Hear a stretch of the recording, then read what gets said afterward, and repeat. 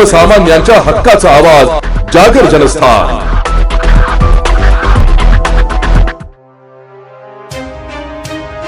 नाशिककरांसाठी मोठी बातमी समोर येत आहे। सातपूर आणि नाशिक पश्चिम विभागाचा पाणी पुरवठा तात्पुरता बंद करण्यात आलाय। जलवाहिनी दुरुस्ती आणि तांत्रिक कामांमुळे महापालिकेने हा निर्णय घेतल्याची माहिती समोर आली आहे। त्यामुळे सातपूर, अंबड, सिडकोसह पश्चिम भागातील अनेक परिसरांना पाणी टंचाईचा सामना करावा लागू शकतो।